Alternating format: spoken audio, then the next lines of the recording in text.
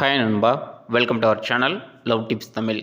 இந்த வீடியோவில் ரொம்ப முக்கியமான ஒரு மெயில் கேட்டகரியை பற்றி பேச போகிறோம். இன்றைக்கி ஆண்கள் நிறைய டார்ச்சரை அனுபவிக்கிறதுக்கு முக்கியமான காரணமாக இருக்கிற ஒரு மெயில் கேட்டகரி தான் இந்த பீட்டா மெயில். உலகத்தில் இருக்கிற 80லேருந்து 90% ஆஃப் பசங்க பார்த்தீங்க அப்படின்னா இந்த பீட்டா மெயிலாக தான் இருப்பாங்க. மிச்சம் இருக்கிற அந்த 20 to 10% பார்த்தீங்க மட்டும்தான் மற்ற கேட்டகரியாக இருப்பாங்க. So most of the people, அதாவது மோஸ்ட் ஆஃப் த மெயில் பார்த்தீங்க அப்படின்னா இந்த பீட்டா மெயிலாக இருக்கிறதுக்கு காரணம் என்ன, அப்படி அவங்க பீட்டா மெயிலாக இருக்கிறாங்க அப்படின்னா என்ன மாதிரியான இஷ்யூஸ்லாம் ஃபேஸ் பண்ண வேண்டியிருக்கும் அப்படிங்கிறத பற்றி தான் இந்த வீடியோவில் நம்ம டீட்டெயில்டாக பேச போகிறோம். ஸோ வீடியோவை ஸ்கிப் பண்ணாமல் முழுசாக பாருங்கள். கண்டிப்பாக உங்களுக்கு இந்த வீடியோ ஒரு ஐ ஓப்பனிங் வீடியோவாக இருக்கும். ஏன் அப்படின்னா நீங்களுமே அந்த மெயில் கேட்டகரியில் ஃபாலோ ஆகுறீங்க அப்படின்னா அதிலேருந்து எப்படி வெளியே வர்றது அப்படிங்கிறதுக்கான ஒரு அவேர்னஸ் வீடியோவாக கூட இந்த வீடியோ உங்களுக்கு அமையலாம். இதுக்கு முன்னாடி சேனலுக்கு புதுசாக இருக்கீங்க அப்படின்னா மறக்காமல் சேனலை சப்ஸ்கிரைப் பண்ணி சப்போர்ட் பண்ணுங்கள். நம்ம சேனலோட நோக்கம் நெகட்டிவ் மைண்ட் செட்டில் இருக்கிற பசங்களை பாசிட்டிவ் மைண்ட் செட்டுக்கு மாற்றி சக்ஸஸ் ஆக்கிறது மட்டும்தான். ஃபஸ்ட்டு பீட்டா மெயிலை பற்றி ஒரு ஓவர்வியூவாக பார்த்துடலாம். பீட்டா மெயில் பார்த்தீங்க அப்படின்னா மேஸ்குலின் அப்படிங்கிறது ரொம்ப கம்மியாக இருக்கும். ரொம்ப அதாவது தன்னை பற்றியே நிறைய டவுட்ஸ் இருக்கும். ரெண்டாவது ஒரு விஷயம் சொல்லுவாங்க தெரியுமா, நமக்கு எதுக்கடா இருக்கிற இடம் தெரியாமல் இருந்துட்டு போயிடணும் அப்படிங்கிற ஒரு கேட்டகரியாக தான் இருப்பானுங்க. ரொம்ப ஒபீடியண்ட்டாகவும் டூ மச் நைஸாக இருக்கிற ஒரு கேட்டகரி தான் இந்த பீட்டா மெயில்ஸ். முக்கியமாக பார்த்தீங்க அப்படின்னா நிறைய ஆஃபீஸில் ஒரு கேட்டகரி இருப்பான், ரொம்ப நல்லவன் அப்படிங்கிற ஒரு பசங்க இருப்பானுங்க தெரியுமா, அவனுங்க தான் இந்த பீட்டா மெயில். ஸோ இந்த கேரக்டர்லாம் உங்கள்கிட்ட இருந்துச்சு அப்படின்னா நீங்கள் பீட்டா மெயில் தான். ஸோ அப்படிப்பட்ட சில கேரக்டர்ஸை வாங்க வீடியோவில் பார்க்கலாம். Number 1, friend zone. இந்த பீட்டா மெயில் எப்பயுமே ஒரு பொண்ணோட ஃப்ரெண்ட் ஜோனில் மட்டும்தான் இருக்க முடியும், லவராக மாறவே முடியாது. இதுக்கு முக்கியமான ரீசன் என்ன ப்ரோ அப்படின்னு கேட்டிங்க அப்படின்னா இந்த பீட்டா மெயில் ரிஜெக்ஷனை பார்த்து பயங்கரமாக பயப்படுவான். ரெண்டாவது ரொம்ப லோ வேல்யூ டூ மச் நைஸாக இருக்கிறதுனால பொண்ணுங்க இவனை லவராக ஏற்றுக்கவே மாட்டாங்க. இவன் பார்த்தீங்க அப்படின்னா என்றைக்கோ ஒரு நாள் நீ சேஞ்ச் ஆவ அப்படின்னு சொல்லிட்டு அந்த பொண்ணுக்கு தேவையான எல்லா பணிவிடையும் செஞ்சுக்கிட்டு இருப்பான். அந்த பொண்ணு ஜாலியாக இன்னொரு பையனை லவ் பண்ணிக்கிட்டு இருக்கும். ஸோ இந்த டூ மச் நைஸ் கேரக்டர் பார்த்தீங்க அப்படின்னா அவனை இன்னும் வீக்காக மாற்றி அவனை ஃப்ரெண்ட் ஜோனில் மட்டுமே வச்சுருக்கபடியாக வச்சுருக்கும்.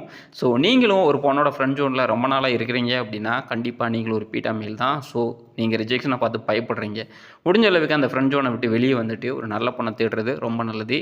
அதுக்கு முன்னாடி உங்களுடைய மேஸ்குலின் கேரக்டரை நீங்கள் இம்ப்ரூவ் பண்ணிக்க ட்ரை பண்ணுங்கள். Number 2, he doesn't know how to fight. இந்த பீட்டா மெயில்கிட்ட இருக்கிற இன்னொரு மிகப்பெரிய பிரச்சனை என்ன அப்படின்னா அதிகமான ஈகோ இருக்கும். ரெண்டாவது ஓவர் கான்ஃபிடென்ட் இருக்கும். தன்னை ஒரு ஆல்ஃபா மெயில் அப்படின்னு கன்சிடர் பண்ணிக்கிட்டு எதுக்கு எடுத்தாலும் சண்டை போடுவான், ஆர்குமெண்ட் பண்ணுவான், தேவையில்லாத விஷயத்தில் இன்வால்வ் ஆகுவான். இது இவனுக்கு நிறைய இடத்துல மூக்கு முகரையெல்லாம் உடச்சி அனுப்பிச்சி விடுவானுங்க. அந்தளவுக்கு ஒரு கேனத்தனமான ஒரு மெயில் தான் இந்த பீட்டா மெயில். சுச்சுவேஷனே பார்க்க மாட்டான், டக்குன்னு உள்ளே இறங்கி போய் அடிக்கிறேன்னு அடித்து கடைசியில் அடி வாங்கிட்டு வருவான். அப்படிப்பட்ட கேரக்டர் தான் இந்த பீட்டா மெயில்.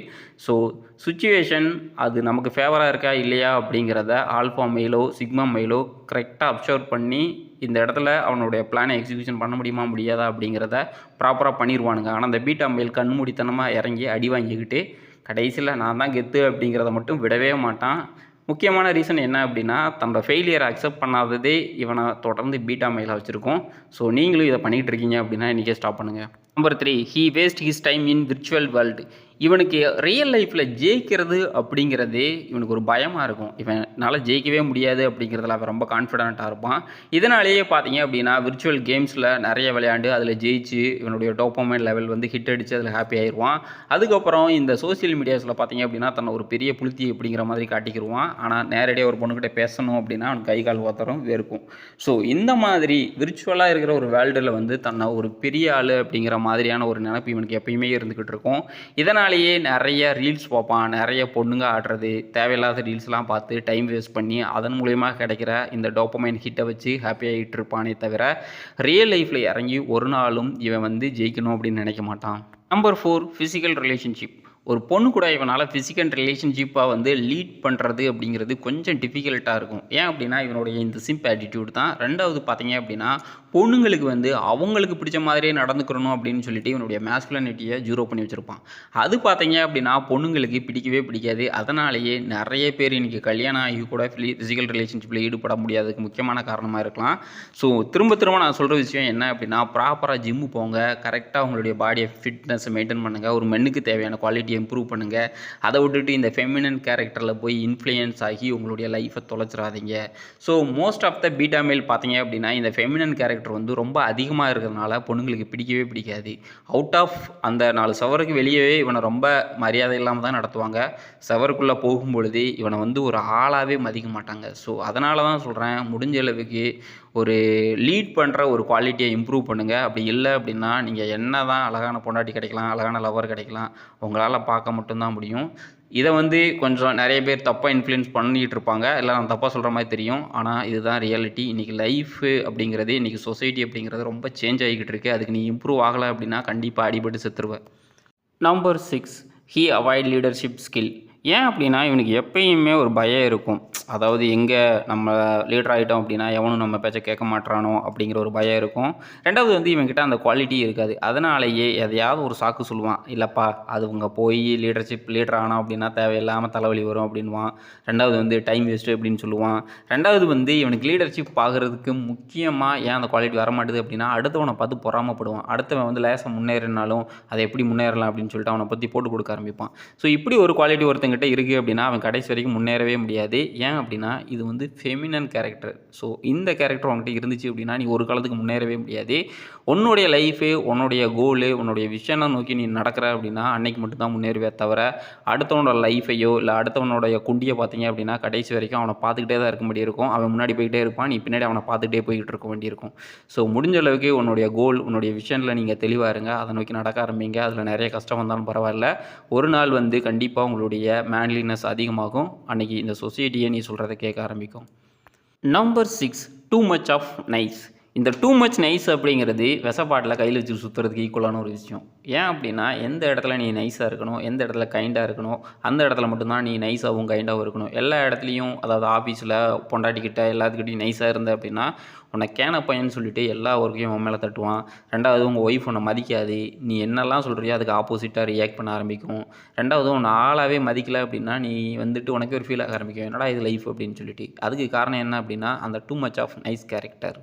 சில இடத்துல பொண்ணுங்களே எக்ஸ்பெக்டேஷன் பண்ணுறாங்க, நான் வந்து ஒரு சின்ன தப்பு பண்ணுறேன் அப்படின்னா என்னை கன்னத்தில் அரைஞ்சு மூடிக்கிட்டு ரெடி அப்படின்னு சொல்லணும் அப்படின்னு. ஸோ அது வந்து இல்லாமல் தப்பு பண்ணிட்டியா, ஓகேப்பா அடுத்த டைம் பண்ணாத அப்படின்னு சொல்கிற அப்படின்னா அந்த பொண்ணு வந்து உன்னை வேறு மாதிரி பார்க்க ஆரம்பிப்பாங்க. ஸோ இந்த மாதிரி சில்லியான சில விஷயங்களை நீங்கள் அவாய்ட் பண்ணுங்கள். ரெண்டாவது நிறைய இடத்துல ஓகே சொல்லிடுறத ஸ்டாப் பண்ணிவிட்டு நோ சொல்கிறதுக்கு ட்ரை பண்ணுங்கள். சில இடத்துல வந்து நோ சொல்லணும் அப்படின்னா நோ சொல்லுங்கள். அதை விட்டுட்டு தேவையில்லாமல் அந்த ஒர்க்கை வந்து உங்கள்கிட்ட வாங்கிக்கிட்டு புலம்பிக்கிட்டு இருக்காதீங்க. அப்படி புலம்பிக்கிட்டு இருக்கீங்க அப்படின்னா கண்டிப்பாக உங்களுடைய பர்சனல் டைமை சாப்பிடும்.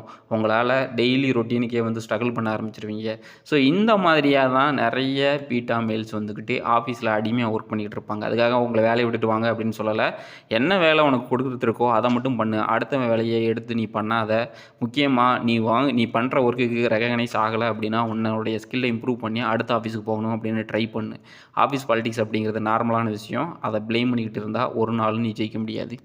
ஃபைனலாக நான் என்ன சொல்ல வரேன் அப்படின்னா இந்த வீடியோவில் சொன்ன நிறைய விஷயங்கள் வந்து சில பேரை காயப்படுத்தியிருக்கலாம். ஆனால் இந்த விஷயத்தினால நீங்களும் நிறைய இடத்துல காயப்பட்டிருப்பீங்க. அதுக்காக தான் சொல்கிறேன், இந்த விஷயத்தை சேஞ்ச் பண்ண ட்ரை பண்ணுங்கள், தப்பே கிடையாது.